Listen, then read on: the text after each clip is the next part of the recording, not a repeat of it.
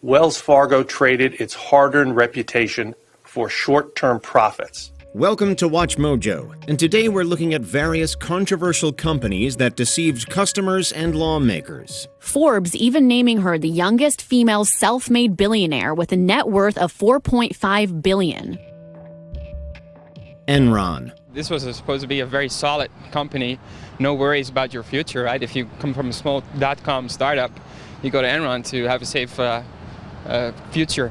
But that's no longer there. This energy and commodities company was one of the hottest names of its time. By 2000, they were claiming $100 billion in revenue, and their stock price was shooting through the roof. Everyone was getting on that gravy train. It was the Nvidia of the 90s. But that bubble had to pop eventually, and pop it did in 2001. Especially because many workers are losing not only their jobs, but also their retirements, as Enron's stock keeps plunging. Yeah, I think that many people have lost a substantial amount of money. Enron had been practicing in widespread accounting fraud, using fancy terms like off-balance sheet partnership and special purpose entities to deceive investors and make their numbers look much better than they actually were. The company filed for bankruptcy, and $60 billion in market value instantly evaporated. It is now remembered as one of the biggest examples of corporate fraud in American history. Ultimately, more than 20,000 had their careers uprooted. Many lost all their retirement savings. The people at the top lost their dignity. They became national villains. Some went to prison. For the man at the very top, it was a sudden and total fall from grace. FTX. We need transport, weapons, cars, the works, and quietly. Cool, but I'm just gonna need cash, okay?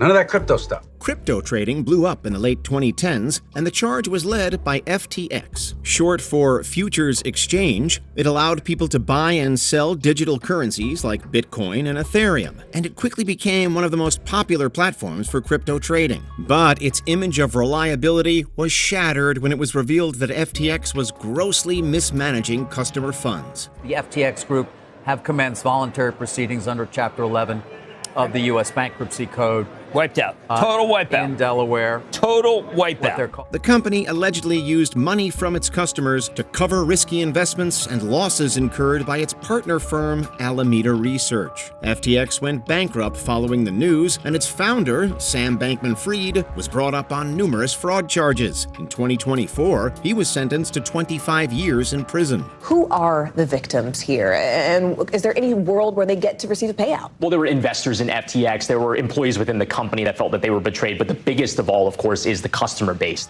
Volkswagen. Michael Horn, head of Volkswagen in the U.S., testifies to U.S. lawmakers, blaming the scandal on a few engineers.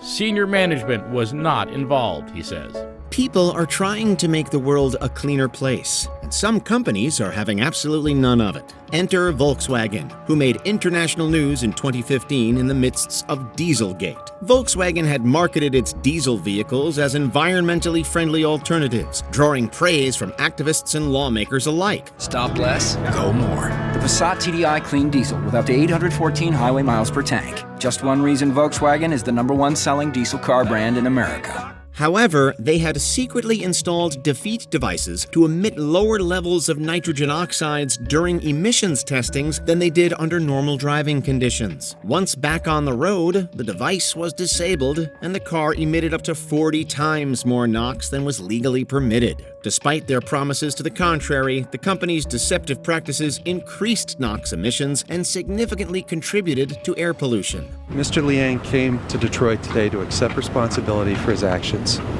He's one of many people at Volkswagen who got caught up in this emissions scandal, and he's very remorseful for what occurred. Worldcom. You know, the new CEO of Worldcom was faced with this very problem. The company was linked to one of the largest fraud cases in history. So he proposed to change the name.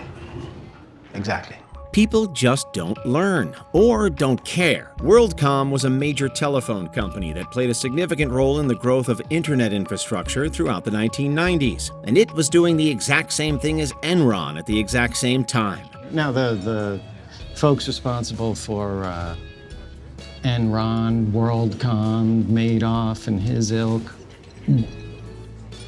I gotta believe there's a special place in hell for those people. Yup, it too was engaging in fraudulent accounting practices, grossly inflating its profits and artificially raising its price on the stock market. CEO Bernard Ebbers was a charismatic leader who played a key role in maintaining the facade and bolstering public confidence, especially at a time when other telecommunications companies were struggling. But everything collapsed in 2002 when an internal audit revealed massive financial discrepancies and fraud. Worldcom filed for bankruptcy, people lost billions, and Ebbers was sentenced to 25 years in prison. Former Worldcom CEO Bernie Ebbers, who was convicted of orchestrating a multi-billion-dollar fraud at that company, died yesterday at the age of 78, according to his family.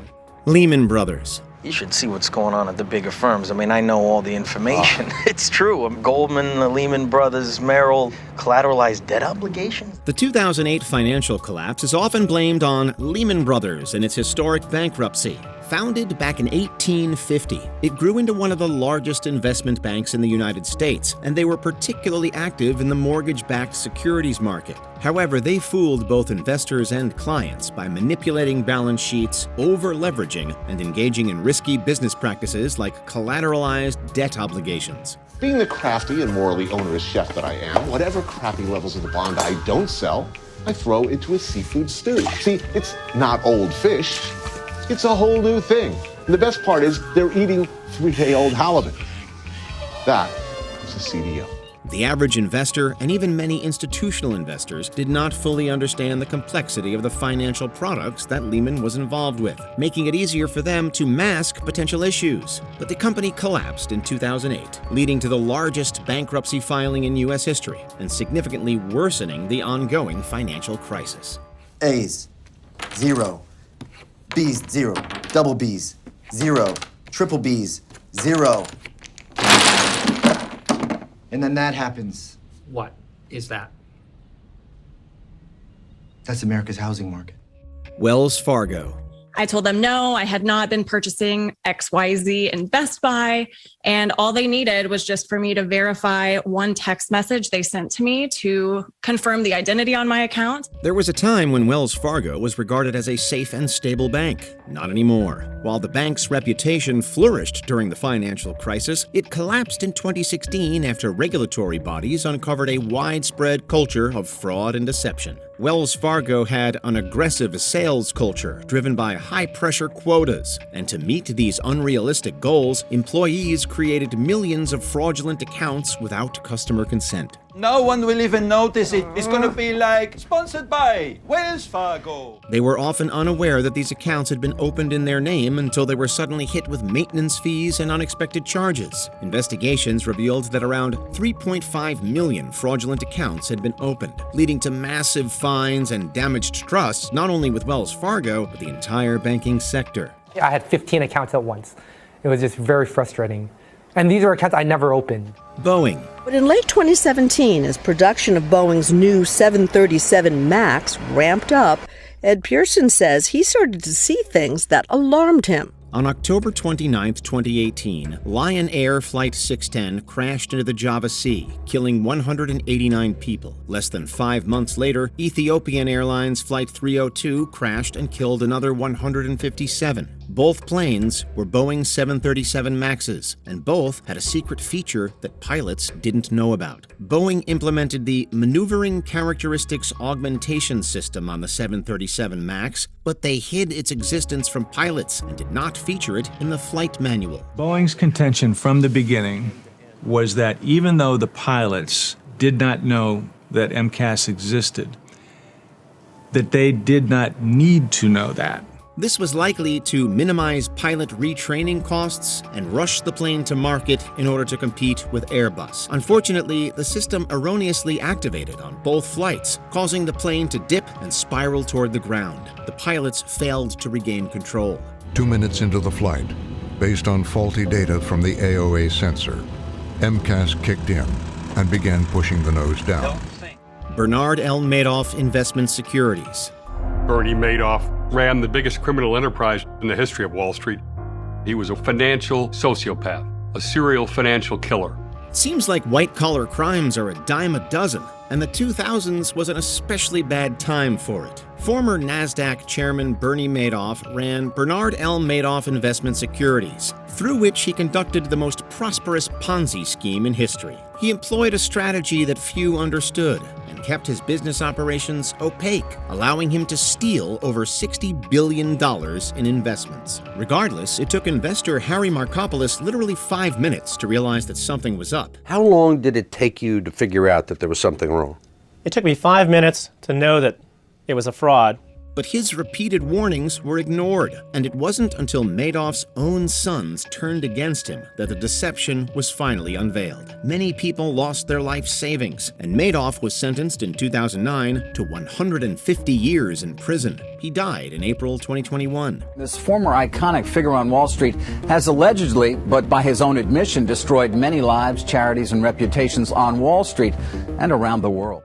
Theranos. She thought that she couldn't be held accountable, that she thought that she could tell investors anything, that she could tell institutions and financial agencies whatever she wanted to and not be held accountable. And that's just false. You know what they say, if something sounds too good to be true, it probably is. Enter Theranos, a company that claimed to have revolutionized blood testing. They had supposedly made a device that could quickly and accurately test blood from just a small finger prick. If true, this would have upended the entire blood testing process and revolutionized the healthcare industry. No.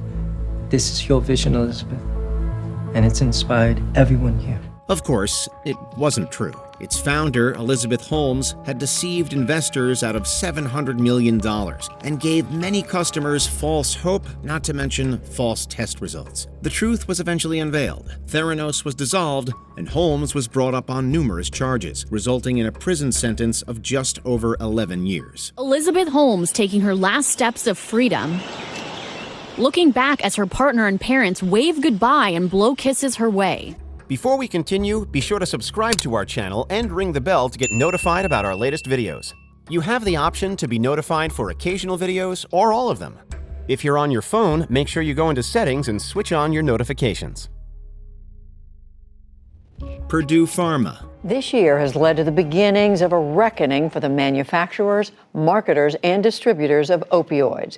The epidemic has taken hundreds of thousands of American lives over the past 2 decades. Often considered one of the most deplorable companies in American history, Purdue Pharma was founded back in 1892, but collapsed under the infamous Sackler family. The company developed a number of highly addictive prescription drugs, most notably OxyContin, which they tricked the world into taking in order to raise their profit margins. They essentially bribed doctors into prescribing it to their patients, but worst of all, they outright lied about the drug's addictive nature. Physicians need to know it could take its place next to penicillin as one of the most important in the history of medicine. Let's hold more weekend seminars to explain to physicians how truly revolutionary this drug is. Purdue claimed it was less prone to abuse compared to other painkillers, which was blatantly false, and they downplayed the health risks to doctors and patients alike. This led to widespread overprescribing, which in turn led to widespread addiction and, resultingly, the ongoing opioid epidemic. I think they knew that they were mismarketing it, and they continue to do so anyway because it really was all about profit. Did you fall for the scam? Let us know in the comments below. So at what point did you start to think, hey, there might be something wrong with what we're doing here? Did you enjoy this video? Check out these other clips from WatchMojo, and be sure to subscribe and ring the bell to be notified about our latest videos.